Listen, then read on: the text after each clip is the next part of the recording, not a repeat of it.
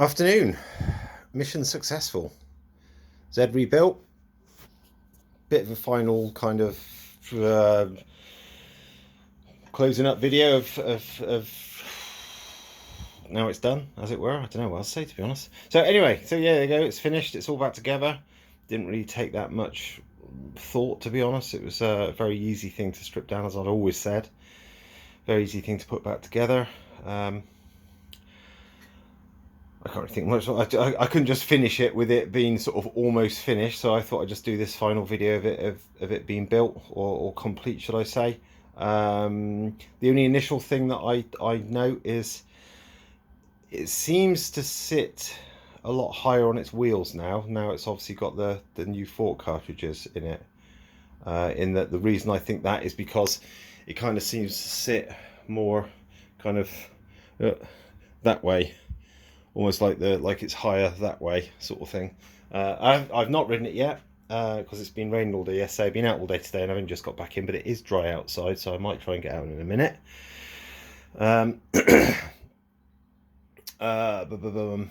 Anything that I could. Oh yeah, sort of.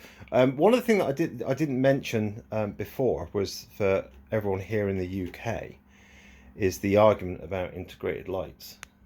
That integrated light there. Now this here, oh there we go, that is my old integrated light. Let's chuck that on the floor, and as you can see there, it's got a bit of a crack in it in the sort of there in the corner. You can only just about see it, and there's a bit of water in there as well, but it does still work as a light. Whenever I've been for MOT, I've always had to just put a shitty set of indicators on it to get it through the MOT, and then take them back off again and just reconnect the integrated light. Now, this integrated light here is one that's made by a company in America called Blaster X. If I just put the ignition on, just that nice little flashy thing. It's quite a nice light as well. But anyway, one of the main things it does is when you switch on the indicator. So if I switch on the right indicator there, now what it does apparently, if you can see that there, is it should, or it did actually, I'm saying it did or it should switch off, and I think there might be some functionality there, because when I was pissing about with it earlier on, when I was putting it in, it definitely cancelled one side of the red light. So it would cancel one side of the red light to put the indicator on. Now when I chatting with the MOT bloke, he said to me, this is about my old light, he said I wouldn't pass that light, my old light, this one here, because when the red light is on, the brake light or the rear red light is on, and you switch on the indicator, then it doesn't switch the red light off. So to him that was a fail. For whatever reason, he said, no, that's a fail. And that's the way most integrated lights are. But this one doesn't. It does actually switch the red light off on one side. So I'm going to go down and see him at a later date and just sort of say, you know, if I turn up with no indicators, but I've got this integrated light that works this way, will you pass it? Now, if he says yes, that means that integrated light is MOT friendly, which is great, because it means you haven't got to piss about hooking up bloody old crappy indicators just to get it through. So, other things that I'm going to do, or I've got to do, next things on the list, are to change the rear master cylinder. There's one that you can get on a Japanese website, which is the same one that I bought the carrier for that holds the Brembo rear.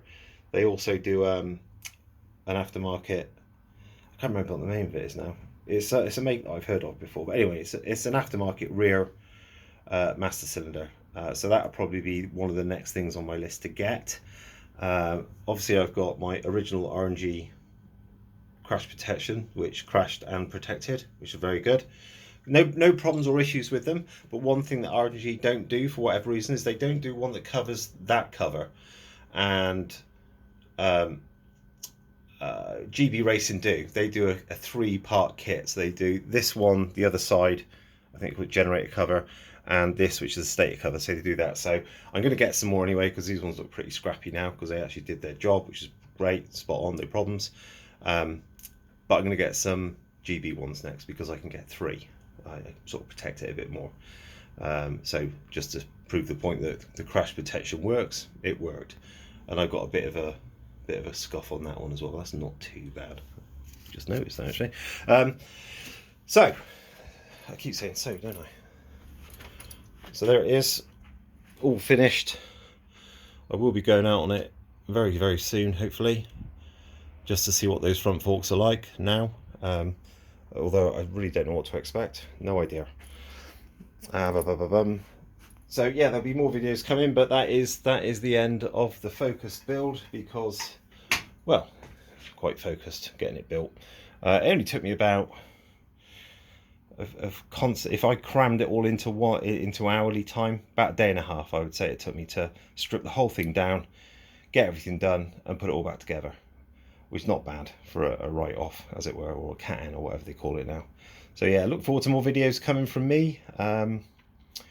Yeah, and actually saying that, what I might do is I might do another one when I've had a ride on it and got the forks all set up and dialed in properly, and I'll give a layman's term review, because I'm not a racer. I'm not one of these people that can say, well, I think we should do 2 clicks out and 3 clicks this, and add half a turn to the preload. I'll just tell you how it feels. The only way I can say from experience of having what you could deem as posh suspension is the my RSV, which is this one here, has got Nix 30 internals and Sachs fork, so it doesn't look as posh down the bottom as the old Olin's used to, but it has got the better cartridge, or better, I think I'm right in saying that this is better, the forks are better than a standard RSV4. And obviously around the back I've got, you can't really see it there, but I've got a TTX Mark II around the back as well. And my only experience that I can say from having very, very good suspension that's set up is, if you're going into fast corners, for example, me and my mate went out to this place out in Berkshire, and we were coming back along the A roads, and all I can say is, whatever corner you went into, you usually came out the other side thinking, I probably could have done that 30 mile an hour faster or 40 mile an hour faster, because it felt rock solid mid corner, as opposed to stock suspension. This is just me, my opinion, just something that I felt, is I've always got this horrible feeling with suspension that doesn't feel right, like the wheels are just going to disappear from under me. So I'm hoping that I get exactly the same feeling with the RSV4 with the Z. That's the plan. That's all I want. Just if I come out of a corner on the Z and think, bloody hell, I could have come out of that faster, or gone into that faster, then mission accomplished, job done. It's done the job and it's working. So yeah, another one incoming soon. Cheers.